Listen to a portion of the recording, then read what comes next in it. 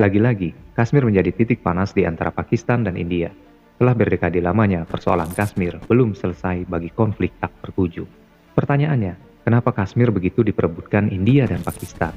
Apa yang sebenarnya mereka cari dari wilayah ini? Pada tanggal 22 April tahun 2025, tepatnya saat kunjungan Wakil Presiden Amerika Serikat, J.D. Vance, ke India, sebuah serangan mematikan terjadi di Kashmir. Serangan itu tepatnya terjadi di Palau, sebuah kota wisata yang dikuasai India dan kerap disebut sebagai Swissnya India. Akibat serangan itu, 26 orang yang berdomisili wisatawan India tewas dan belasan lainnya terluka. Serangan diduga dilakukan oleh 4 orang anggota kelompok militan yang berasosiasi dengan Laskar Taiba. 2 orang diduga berasal dari Pakistan, sementara 2 lainnya orang Kashmir. Ini bukan kali pertama serangan terjadi di Kashmir.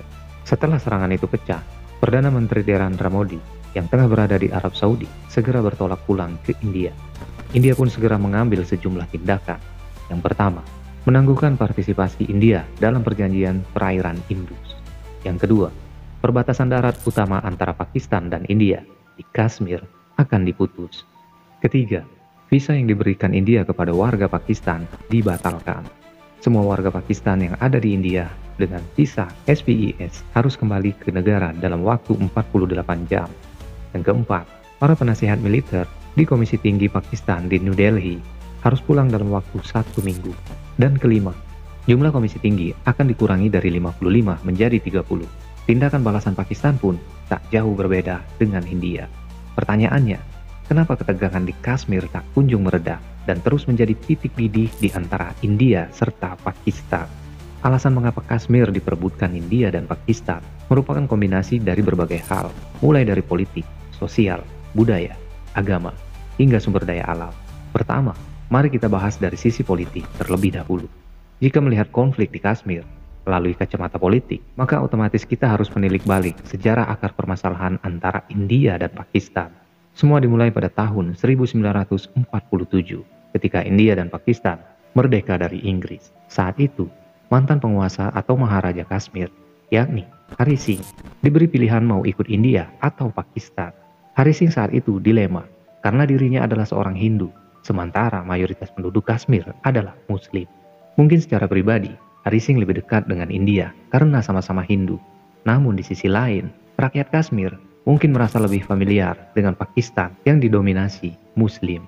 Lalu, pada Oktober 1947, kelompok dari Pakistan menyerbu Kashmir. Alasannya, karena adanya kabar serangan terhadap penduduk Muslim dan frustasikan taktik Hari Singh yang menunda-nunda. Hari Singh kemudian meminta bantuan India. India mau membantu, asalkan Kashmir bergabung dengan India. Akhirnya ditandatanganilah Instrument of Accession to India oleh Hari Singh pada 26 Oktober 1947. Hari Singh memberikan kekuasaan kepada India atas pertahanan, kebijakan luar negeri, dan komunikasi Kashmir.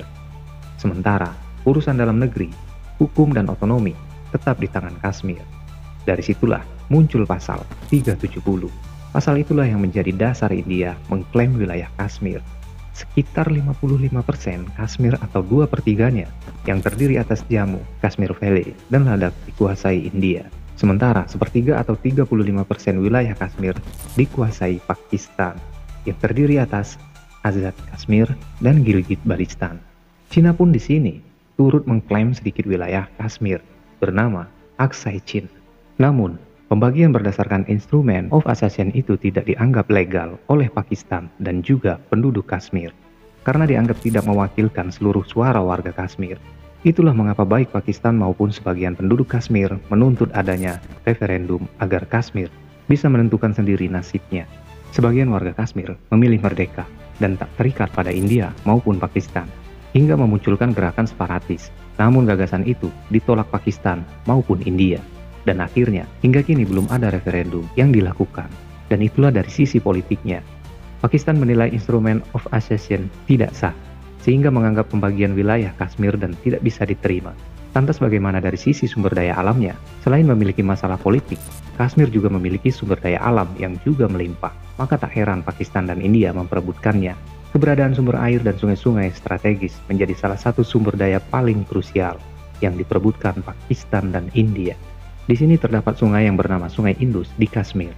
Sungai Indus dan cabang-cabang utamanya menjadi kunci pengendalian air dan sangat penting bagi pertanian serta kehidupan di Pakistan dan India. Itulah mengapa munculnya perjanjian perairan Indus. Perjanjian perairan Indus ditandatangani India dan Pakistan pada 19 September 1960 yang dimediasi oleh Bank Dunia. Tujuannya untuk membagi penggunaan air dari sistem Sungai Indus.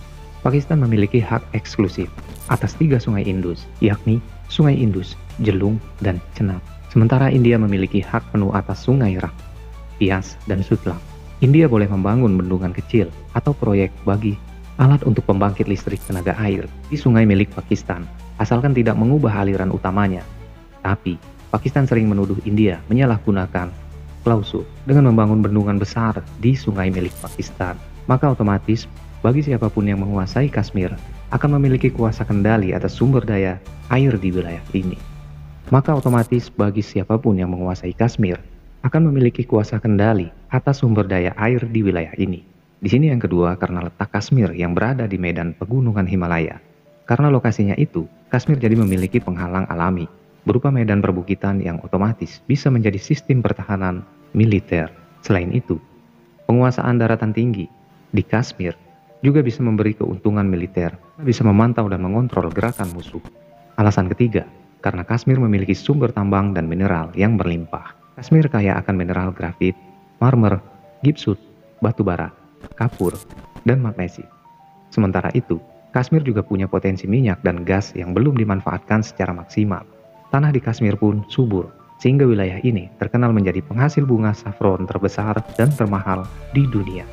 Alasan keempat adalah hutan dan sumber daya kayu yang melimpah di Kashmir. Dan alasan kelima, karena Kashmir dekat dengan jalur ekonomi dan militer strategis. Kashmir dekat dengan koridor ekonomi Cina, Pakistan, atau CPEC, sebuah proyek besar yang jadi prioritas Kashmir. Semua potensi sumber daya alam sekaligus keindahan alam Kashmir bisa menarik banyak wisatawan dan menjadikan pariwisata di sana menjadi sektor ekonomi yang penting. Nah, itu tadilah beberapa alasan mengapa Kashmir diperebutkan oleh India dan Pakistan selama berpuluh-puluh tahun lamanya. Alasan yang mendasari perebutan Kashmir merupakan kombinasi dari banyak hal, mulai dari politik, sosial, ekonomi, hingga sumber daya alam. Kini, tegangan Kashmir terus meningkat, terutama sejak India mencabut status otonomi Kashmir pada tahun 2019.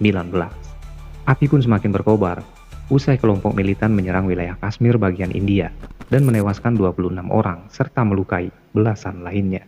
Dan kini, India maupun Pakistan masih bersih tegang. Potensi perang di antara keduanya bisa muncul kapan saja. Dan semoga permasalahan ini akan cepat terselesaikan dan menjadi kedamaian yang abadi. Sampai berjumpa kembali di video selanjutnya.